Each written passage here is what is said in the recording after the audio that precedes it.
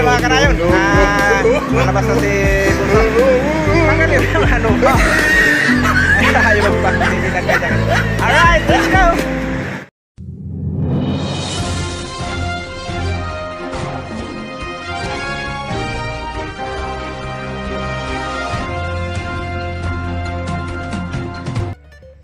Good morning mga kanayon. For today's video mga kanayon ay eto, biking ulit tayo mga kanayon. Ay ang ruta ko ngayon mga kanayon ay papunta dito ulit sa simbahan ng Dasma. Ay naisipan kong sorpresahin si Bunso dahil doon sa pinakadulo nagtatrabaho mga kanayon sa kalsada nito, doon sa pinakadulo ng malapit siya sa Vista Mall ng Dasmariñas, Cavite mga kanayon, ano? So sa ngayon ay nandito ako sa lagpas na tayo ng simbahan ng Dasma. So naisipan kong tumuloy na doon sa kanyang trabaho dahil panggabi siya. Bali ang labas niya ay 8:30. So dadaanan ko na lang doon mga kanayon. At, surprise lang ito mga kanayon dahil hindi ko sinabi sa kanya na dito ang aking ruta sa umagang ito. Kaya ayan mga kanayon, tara samahan nyo ulit akong biking adventure ulit tayo mga kanayon.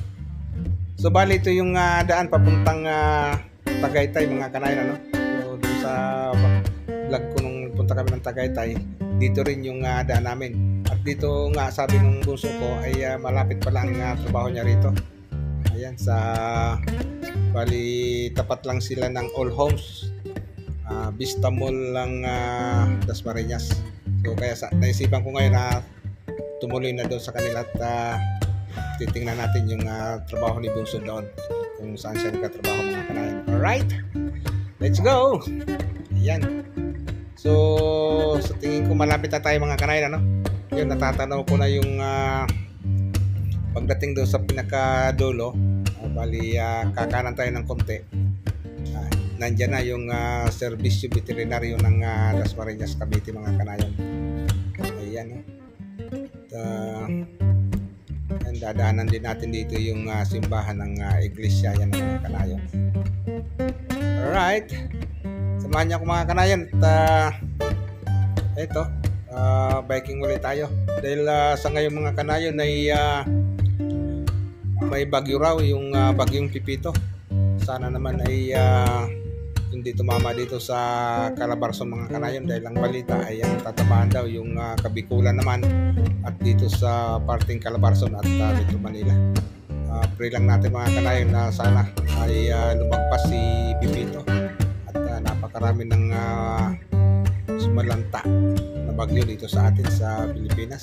So pray natin mga kanayon na sana ay lumampas si Pipito, lalo na dyan sa parting Kabikulan ay hindi pa sila pag-ayos ng mga sinira ni Christine. Kaya ito na naman si Pipito. Alright, ayan malapit na tayo dun sa pinaka highway ng Dasmariñas, Cavite mga kanayon.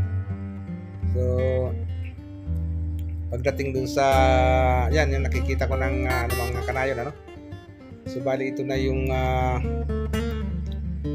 All Homes dito sa Dasma, Vista Mall. Alright, so yan, bali kakanan tayo dyan mga kanayon at malapit na tayo.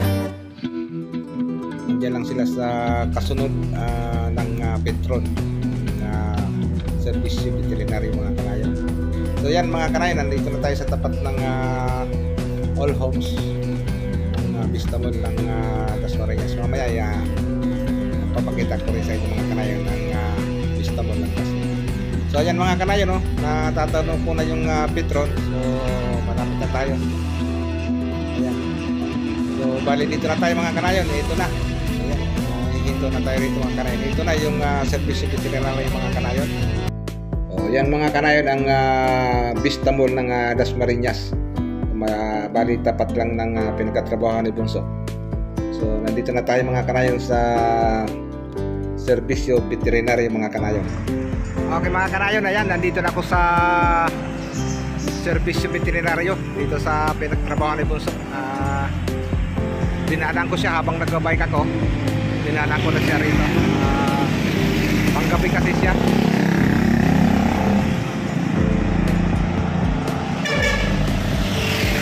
So, bali dito siya nagtatrabaho mga kanayon.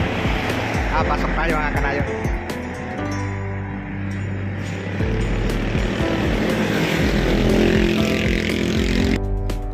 Yun no, eksakto mga kanayon, si Bunso nasa labas.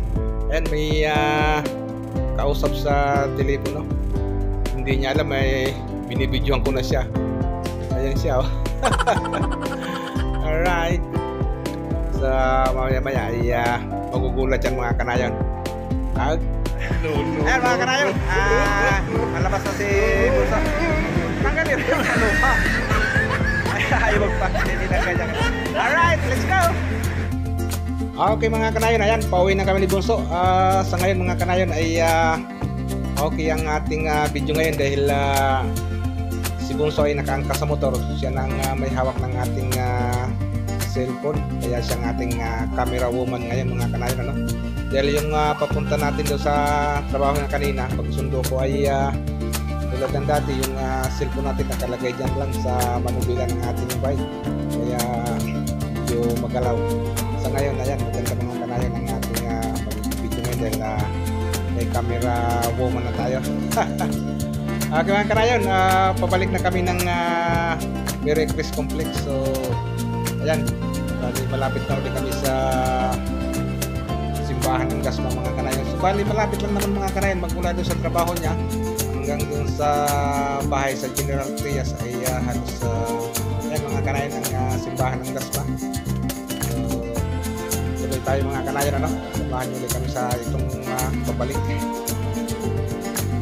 Malapit lang naman mga kanayon, nagmula doon sa trabaho ng Bunso ko hanggang sa bahay ay halos 30 minutes lang sa ganyang klaseng bidal, dandahan lang. Dito tayo dadaan mga kanayon, magandang daan dito mga kanayon, nasa ilalim ng mga puno. Ayan. Alright, mga nagkakabiti dyan, shout out. Paki-comment lang kung anong lugar ito mga kanayon dito sa inyong lugar. First time ko lang napadaan doon ay napadaan dito mga kanayon, ang ganda pala oh. Yun no? Nasa ilalim ng puno mga kanayon, ano? Presko mga kanayon, halos mag-alas 11 na ng tanghali, gawa nga ng medyo may bagyo.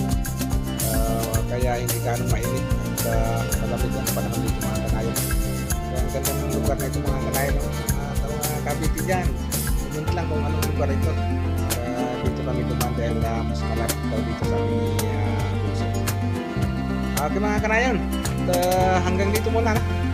Maraming salamat sa inyong panonood ulit dito sa ating video na ito.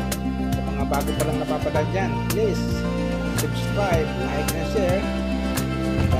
Paki-comment na rin mga kanayon. Okay mga kanayon, hanggang dito muna. Maraming salamat sa inyong panonood. Hanggang sa muli. God bless!